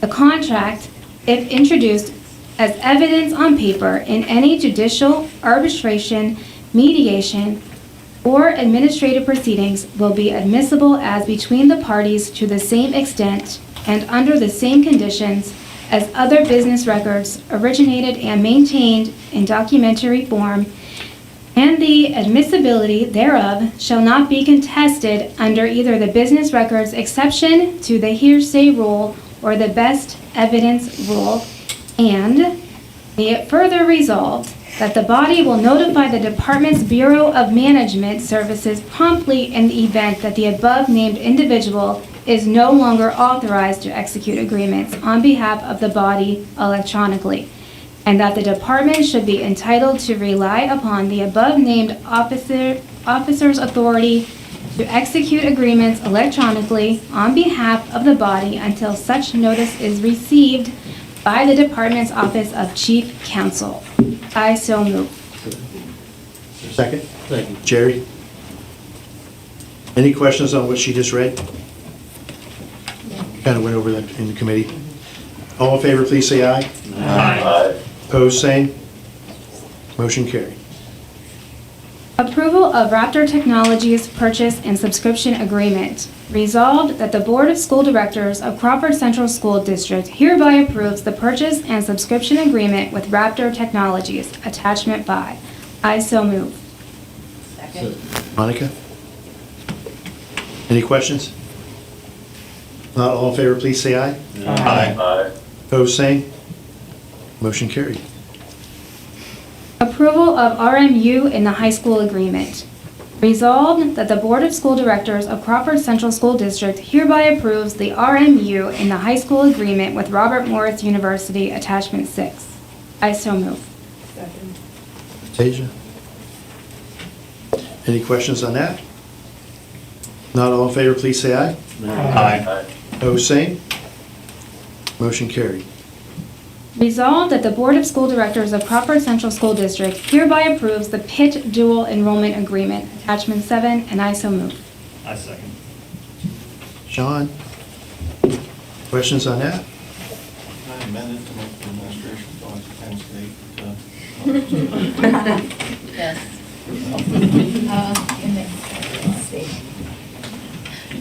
First readings. Did you finish? We got to vote yet. No. All in favor, please say aye. Keep on going. Aye. Opposed, same. Motion carried. First readings of the following Schedule J text adoptions. Myers Psychology 4th edition, 11th and 12th grade. Fundamentals of Physics, extended 12th edition, 11th and 12th grade. RMU English, 11th and 12th grade, attachment 8. Resolved that the Board of School Directors, Crawford Central School District hereby approves the special education plan and the submission to the Pennsylvania Department of Education, attachment 9, and I so move. Second. Jerry? Any questions on that? If not, all in favor, please say aye. Aye. Opposed, same. Motion carried. Chad? I'm going to take a moment to welcome Ronnie and Tammy to my world. I don't know what you did to make Rachel mad, that she wrote all that stuff for you to read. But if you find out and you're able to apologize, let me know. I'd like to make amends too, and then I'll start with my 2 pages worth. Here we go. Resolved that the Board of School Directors of Crawford Central School District hereby approves the following financial activities: the Treasurer's Report for March, financial statements, and the payment of bills, and I so move. Second. Gary, second. Any questions on any of those? Not all in favor, please say aye. Aye. Aye. Opposed, same. Motion carried.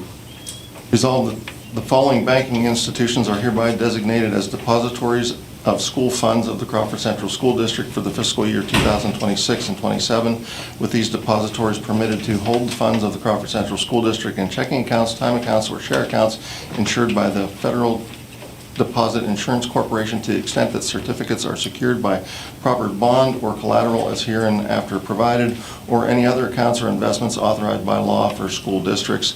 Citizens Bank, Erie Bank, One Federal Credit Union, First National Bank of Pennsylvania, First Union National Bank, Marquette Savings Bank, Mercer County State Bank, Northwest Savings Bank, Pennsylvania Local Government Investment Trust, Pennsylvania School District Liquid Asset Fund, PNC Bank, N.A., Treasury Department of the Commonwealth of Pennsylvania, and Farmers National Bank. Be it further resolved that this Crawford Central School District enters into an appropriate agreement with these depositories to secure the deposit of public funds and of the school district and the President and Secretary of the Board of School Directors of Crawford Central School District are hereby directed, authorized, and empowered to execute such agreement or agreements with these said depositories and to bind the Crawford Central School District.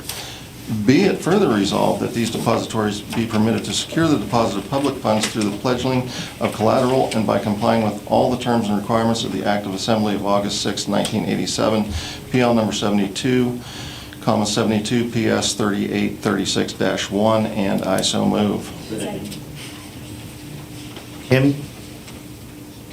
Any questions on that? I just want to know if Jeff can read faster. It's not clear. You want to read it again? Did I miss something? All in favor, please say aye. Aye. Opposed, same. Motion carried. Resolved that the Board of School Directors of Crawford Central School District hereby approves the Crawford County Career and Technical Center budget for the 2026 and 27 school year, and I so move. Second. Any questions on that?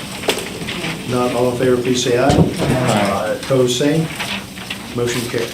Resolved that the Board of School Directors of Crawford Central School District hereby approves Schedule K diesel fuel bids for 2026-27 and 2027-28, and I so move. Second. Monica? Any questions? Not all in favor, please say aye. One comment.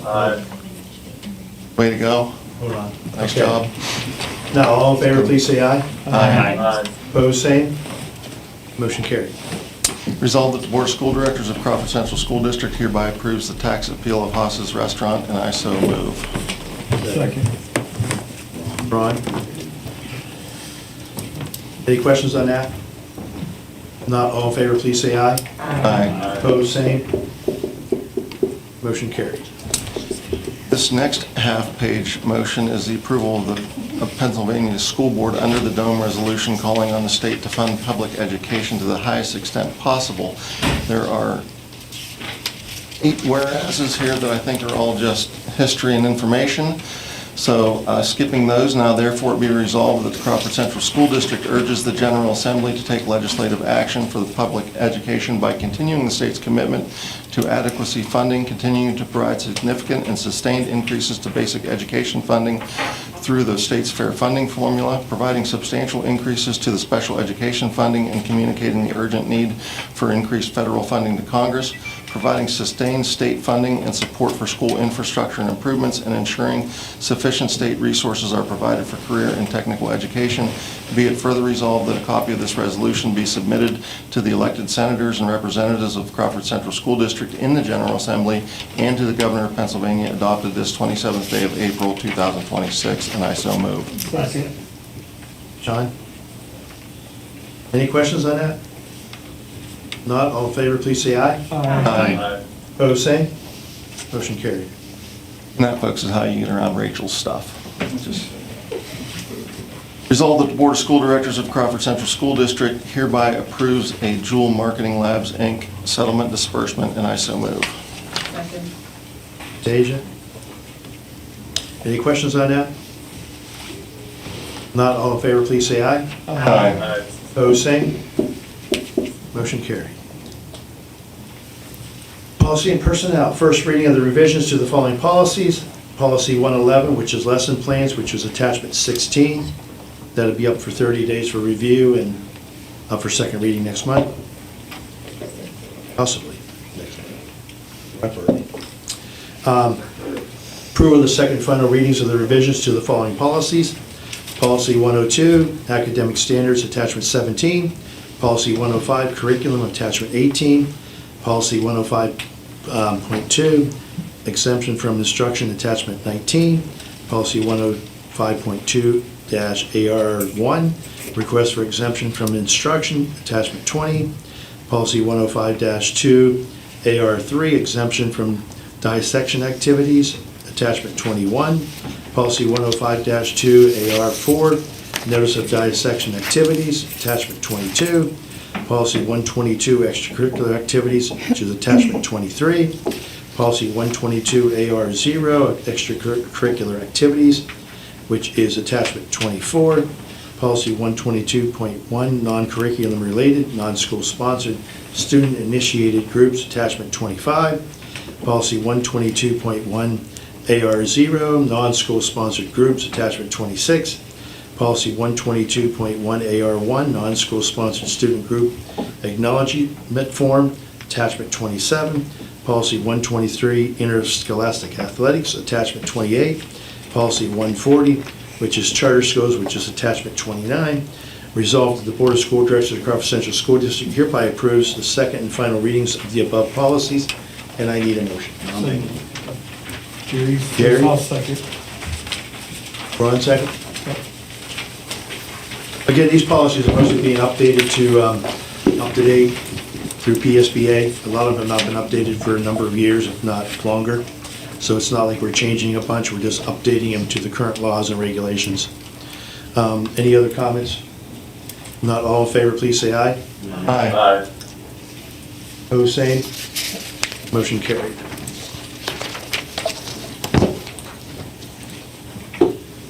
First reading of the revisions to the following job descriptions: general maintenance, Class A, which is attachment 30. That's just up for 30 days.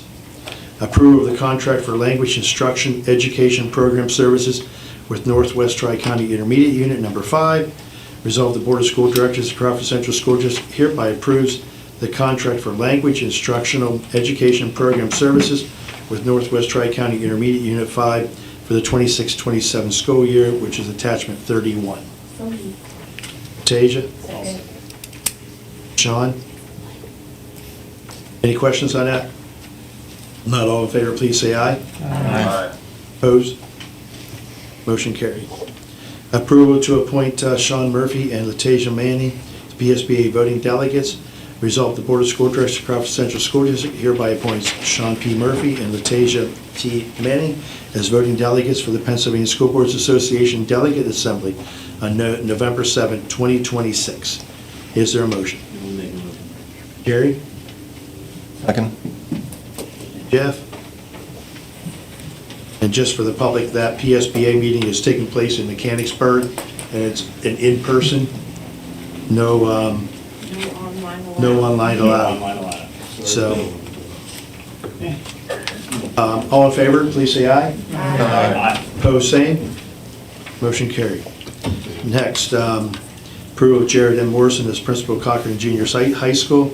Resolved that the Board of School Directors of Crawford Central School District hereby approves Jared M. Morrison as principal of Cochran Junior Senior High School with all benefits associated with Act 93 agreement at Step 2 with the salary of $133,163 effective July 1st, 2026. And I need a motion. So moved. Jeff? I'll second.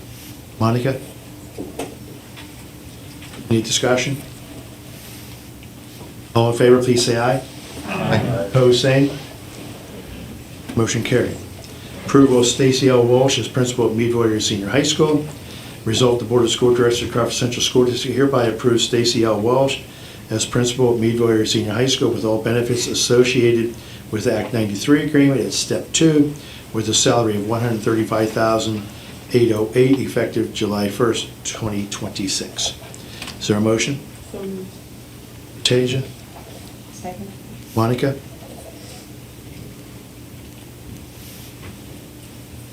Any discussion? I just ask one question now. They're both on Step 2. That's what's in their Act 93 agreement. The Meadville High School principals always need more than the Cochran principal. Oh, okay. I just want to make sure we're not coming back to this next month with a correction. Okay. All in favor, please say aye. Aye. Opposed, same. Motion carried. Approval of the personnel schedules. Result, the Board of School Directors of the Crawford Central School District hereby approves the following personnel schedules, which is attachment 32. Approval of Schedule A, resignations. Approval of Schedule B, professional appointments, setting of salaries. And approval of Schedule C, support staff appointments, setting of salaries. Approval of Schedule D, extra duty appointments, setting of salaries. Approval of Schedule E, attendance at professional meetings. Approval of Schedule H, leaves of absences. And approval of Schedule I, field trip authorizations. Approval of Schedule M, transportation subcontracted services. And as I said, those are all part of attachment 32. Is there a motion? I'll make a motion. Jerry? Second. Atasia? Any questions on any of those? If not, all in favor, please say aye. Aye. Opposed, same. Motion carried. Administration. Okay, a couple of things. First of all, we would like to congratulate Natalia Capola, student at MASH, for receiving the Class Act Emerging Leader nomination for this month in April. Next, with state testing, that began last week with ELA, and we have math and science PSSA testing this week. I want to thank the administrators, the staff, and the students for their hard work in preparing for the test. As you may be aware, the state now requires us all to do online testing. We have no option in that.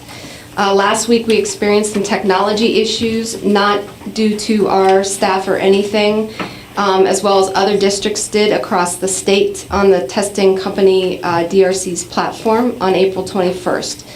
It caused some frustration, but I do want to thank the staff and the students for their diligence and patience as the company worked to get it up and running. We have another round of testing coming up with Keystone testing and AP testing starting in May. And lastly, I'd like to congratulate Jared and Stacy and welcome aboard. Thank you.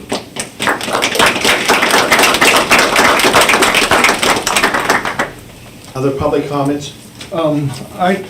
If I remember right, the appraisal for this building was $365,000? 385. 385. 370. Yeah. Okay, none of us know for sure, but yeah, it's only about $300,000. So, looking at things, we can, everybody kept saying, move admin. We just can't do that. There's no way we can construct another garage, maintenance garage for that price. So I asked McClure to look at putting solar in here, and so I'd like to invite them to the podium. They did a handout, and I'd like to hear from them on a solar option, so at least we can get some benefit of this facility. Sure. Hi, my name's Damian Zamponia. The last meeting we were at, we were asked three things: to look at the backyard here, to do a deeper dive on cost savings based off of actual billing cycles, and then you see the overall impact. So I gave us a couple handouts. We're just going to jump straight to page 4, which is the financial security, and it kind of highlights what happens if the LLC or the district falls into, I guess it's technically called, unable to perform, financial difficulties. It really does put the array first, and it kind of lays out benefits for both sides, how they're treated, and what happens to the array at the end of term. On page 6, because they're out of order, we looked at the backyard. We're able to get a decent array out here. It's about 480 kW, ballpark cost of around $2 million. We do need the electric bills for this building. I didn't ask for those in time to figure out how much we're going to offset. But in theory, it's going to be a small load here. So if we were to assume that we could push all the generation from that array over to MASH using virtual net metering, we would increase the offset at MASH from about 65 to about 91. And so the excess generation here could be weighed against the high school. So I think, if we get the bills, we can fine tune this number, take it out to, yes, sir. Is it close enough for that? It could not be closer to 2 miles than it is. We'll probably need an extension cord. Need an extension cord. And so so that's about $2 million for this project. That was based off of paper. We need to come in, walk the electrical room, look at upgrades, to get you a tighter number. But the answer is yes, it's doable. Yes, we can overproduce here and offset the school, and we can meet the demand at this building as well. So, if this school takes 2 or 3%, still all that excess generation will go back over to the high school. So we could, if you want us to continue looking, we'll need a key to get into the electrical cabinet and I believe some bills. we're putting this on the agenda, am I correct? The whole solar thing? We have to have shovel ready by July 1st, is that? We'll take more of an in-depth look in May, and we will make our determination in the May meeting. Can we get that? Go ahead. The July 4th deadline, why is that again? So, you just want to hear me say the One Big Beautiful Bill Act. Just federal, we need to safe harbor the construction timeline. And so there's a couple things that happens. If the system's under a certain size, which is 1.5 megawatts, you can safe harbor using cash. When we add the backyard project to the high school project, we're about 1.3, so we're just under the threshold.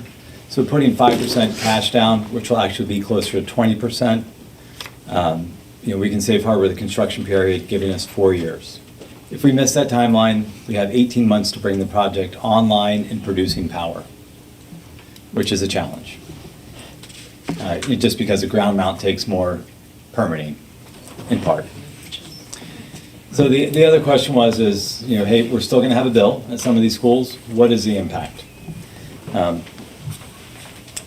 Page 5, at the bottom, I'm sure everyone has committed all the other numbers. At the Meadville, at the high school, there's no net impact, so it's still about $500,000 in savings.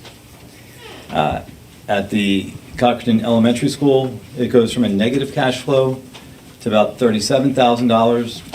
At the high school, Cochran High School, it increased from $310,000 to about $350,000, $360,000. And so the overall savings, when we look at how the solar generation and the utility brings power into the school, where we increased from about $780,000 to $873,000. And these numbers do not include the backyard project here. So those are just on all the projects that we've presented in the past. And that's, yep. For the Cochrane Elementary, the 37.1, that's 1,000, right? Okay. They're supposed to be, okay, I'm a geologist, not a speller. Good to make sure we're on the same page. Yeah.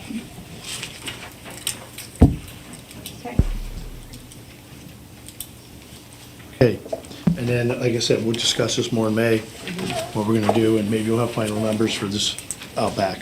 Great, thank you. Okay? I have some other comments. First off, I'm sorry that Mike Crowley left. I know him and I have not agreed on some of his reporting in the past. I really appreciate what he did on March 25th, Meadville Tribune article, kind of going along with what we was talking about, the discipline issues and such that's in the school, and he did a nice job on his article pointing that out.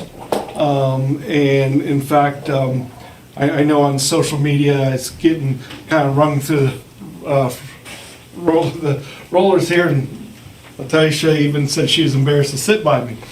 But anyways, I actually got a phone call from a teacher in Northeast. Other teachers and students have been thanking me, but a teacher from Northeast, the video was sent to her, and she wanted to call me and personally thank me for bringing it to people's attention. She quit teaching also because of the bullying. The person that took over for her had a concussion within 10 days of taking her position. So just wanted to point that out there. The other thing, I got to apologize for the social media warriors. Whenever I said I love being misquoted, that was being sarcastic. That was not a directive. So just wanted to say I apologize for anybody that misunderstood whenever I say I love being misquoted. That's it. Any other comments? I want to make one, and Rowan, I want to make sure you hear this one. Our meetings for next month are both moved up 1 week. Okay. We will be meeting the second Monday and the third Monday, only because of the holiday, Memorial Day, okay? Thank you. Yep. Go ahead. I think I should probably apologize to the young lady that already left. My sarcasm kind of came out there, and the whole comment about that we haven't given any thought to this. Spent a lot of time thinking about this, but that was not professional. I apologize for that. And to the folks that, the assertion that we don't have a plan is technically correct. We, all 10 of us, I guess, have not agreed on a plan. I pretty much have a plan. I spoke to it the last time when we were up on the stage over at Meadville a month or so ago. I don't know if I need to repeat it. I guess it's pretty short. Move the 6th grade to the middle schools, make 2 grade level buildings in Meadville, keep West End open, keep Cochran Elementary and Cochran High School open. Those last 2 things deal with the busing that most of our committees had as a non-negotiable of how much time kids could spend on buses. We keep the kids at West End, we keep the kids at Cochranton, and the grade level buildings have some of the benefits of a mega elementary school in that we can have some the benefit of big numbers. My preference right now is 1st and 2nd district. I think that helps with the transportation for the parents of the kids and the parents that live in the city. That helps negate some of that issue for them, even though they'll have kids at 2 buildings, probably, possibly 3 if they've got kids at the MASH complex. So just to be clear, we, all 10 of us, haven't agreed on a plan yet, but just to put out there again, like I did a month ago, that's where I'm at right now, and I haven't had anything change my mind yet, so. And is that keeping West End as a K-5? Yes. Any other comments? I just want to thank everyone for reaching out to us over these past few months. You know, we've been working on these committees since November. It may seem to you that we've only been working on these for the last month or so, but we have been working on this for 6, 7, 8 months. We've been struggling through and trudging through, reading emails, reading articles, having conversations with anyone and everyone. We want you to know that we're not out to get you. That's not our intent. Our intent is to try to keep the school running and keep it running smoothly and to do what we can for everyone in the districts, in both districts. And just to reiterate, we have, like, our emotions and feelings that come out, we get to process everything in front of you guys. We're not allowed to meet and discuss what we want our plan to be. When we're having discussions of what we're deciding, it's in front of you guys because of sunshine. So some of us may get very, show our emotions. We have kids in the district, well, I have kids in the district, passionate, thank you, that's the word. I have kids in the district too. I have an 8th graders going into 9th grade, 2nd graders special ed going into 3rd grade, and a child that's gonna start preschool this year. So I am passionate about this because I'm going to be here. I plan for my preschooler to graduate from Meadville like I did. So we are going through all of our feelings and our emotions in front of you guys. So we may seem cold, but we have to push our emotions back to do what's best for the district, whether we agree with it or not. Yeah, I'd like to echo what Letitia and Tammy both said. I want to thank everyone that makes public comment, everyone that's here. This is democracy. I'm really excited about it, that you're all here and you care so much about it. I too have a middle schooler, and I have a 4-year-old who's going to enter into the district, not this next year, but the year after. So these decisions are going to be impacting her and him as well as your kids. I have the same level of passion and the same sleepless nights over it. But again, thank you for everyone who's made a public comment, everyone who's attended, and also to toss a, the bone to you, Ron. I'd also like to thank Mike Corelli for being here and reporting and informing all of you so that you know what's going on and are able to understand. Since you mentioned a preschooler going into kindergarten, but not next year, I just want to bring up that I believe with Dr. Noonan's direction, we will be meeting some board members, some teachers, I don't know who else you have on your committee, like between now and November, December, on the entrance requirement for kindergartners and the age of when we're going to have cutoff. Currently, it's the first day of school, so this year it's September 2nd. It's been earlier. This is probably one of the latest it will ever be, but some people, we go back to that 6th grade, 7th grade maturity level. Is a kid just turning 5 on September 2nd really ready for kindergarten, or should we have a cutoff of July 30th, July 1st, July 31st? I mean, there's numbers across the board. Some districts go as far as November, turning 5 up till November something. So we are going to be looking at that. I don't want it to come as a surprise to anybody who's got some youngsters getting ready to go into kindergarten, that thinking right now that next year, my kid turns 5 on August 25th. Will he make it? Pay attention Well, and watch, because there's going to be discussion, there'll be talk. It will be board approved, hopefully way before we get into the time period we're in now, like probably February, March at the latest. But that potentially could change with a permanent every year. It's going to be the same date, July 1st, whatever we come up with. I just want to bring that out because you mentioned it. I want to put it out there so that people are not thinking that this is just something that is, oh, we're going to do that now. It was discussed probably 2 committee meetings ago at least here, or maybe 3 that we were looking at that, so. Well, and it has to go off of, and correct me if I'm wrong, pre-K Count Scout guidelines, because I know that was a big issue with signing my daughter up this year, was they're only eligible for 2 years. So Right. it's gonna be, we're gonna ensure that if your child is going to preschool this year, they can start kindergarten on time, so don't be scared. There's a few things around that, but I just want to put that out. So it's not like, oh, we haven't heard about that. This is the second time you've heard. Okay.